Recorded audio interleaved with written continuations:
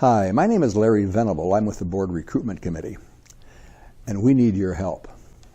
As we near the 50th anniversary of Hot Springs Village, we find ourselves in a very unique position of being one of the best communities in America for active living.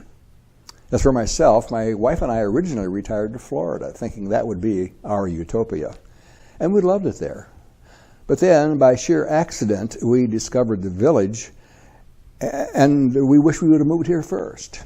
It is a beautiful place, wonderful surroundings with an extremely low cost of living, friendly people, and a zillion things to do. And I can tell you the traffic is nothing like Florida.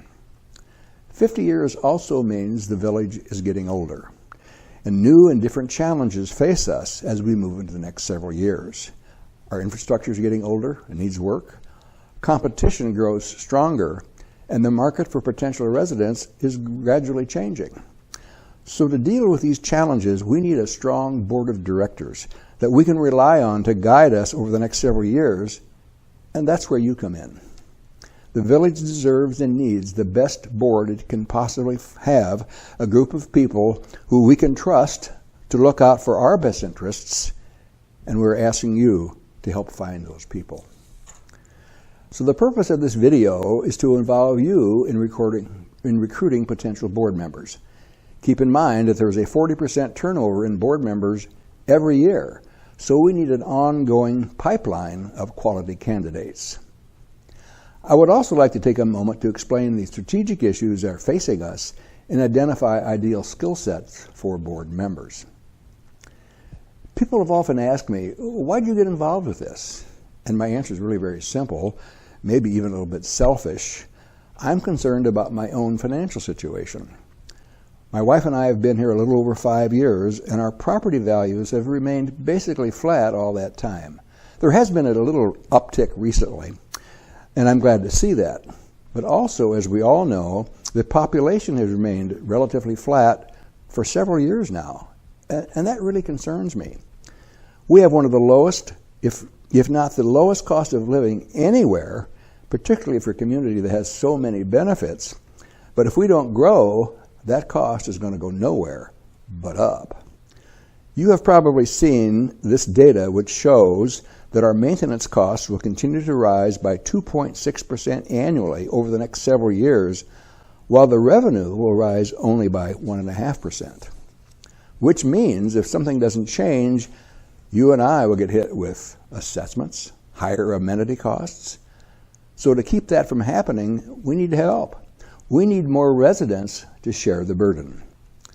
The other reason I got involved with this is that I feel I have a responsibility to help keep the village stable, viable, current, well-maintained, beautiful, and attractive to existing and future generations.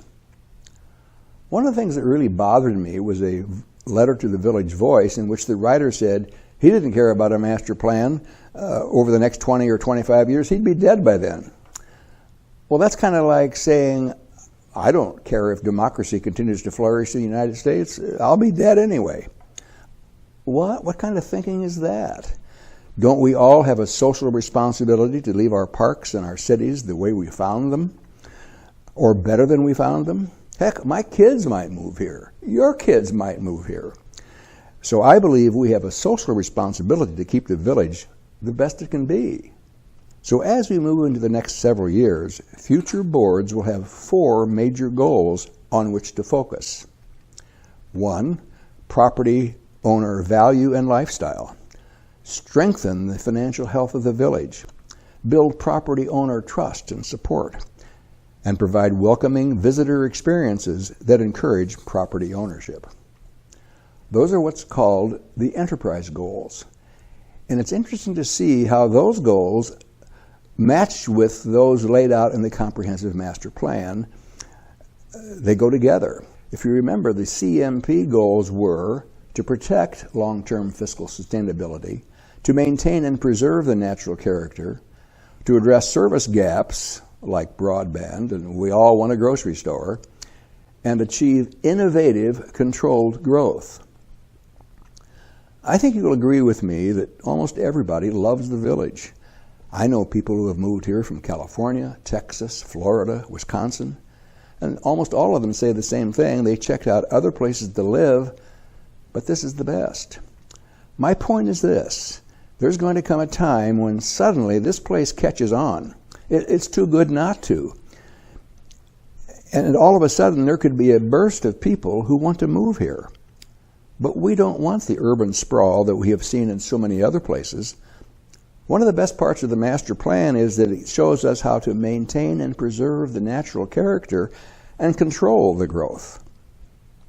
By the way, did you know that Cooper Communities started 7 communities like ours, 6 of which have now become a municipality or part of another municipality, and have lost not only their gates and their security, but also control of their own destiny. And none of those 6 had a plan for their future. We are the only one that does.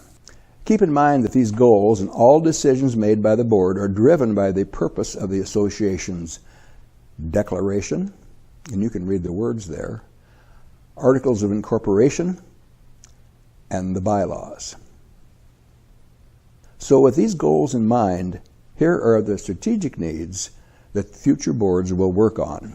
The master plan will need to be implemented accurately and carefully over the next several years. It's a good plan. It protects us, but we'll probably need some modification as we go along.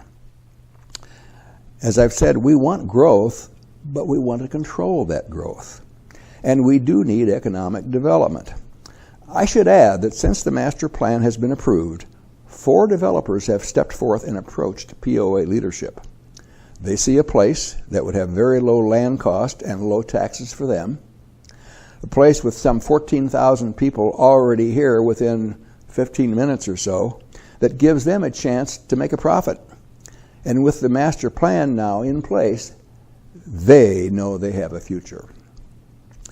And the last point is effective governance. We need a board that will monitor and manage the vision and the plans as we go forward, a board that will watch the costs, maintain our assets, and ensure that POA leadership is doing what is best for the village as a whole. As I said earlier, I moved here from Florida, and I know people from all around the country, and we all agree that value-wise, this is without question one of the best places in the United States to live. We want that value to continue. So these are big challenges. And as I've said, we need a strong board of directors to deal with them. It would be nice if we had board members with these competencies. It would be nice to have somebody with financial or technical background, somebody who is experienced in economic development. It would be nice to have an attorney or a real estate developer. Anybody from business would probably be very welcome. And as I said, it would be nice to have those competencies.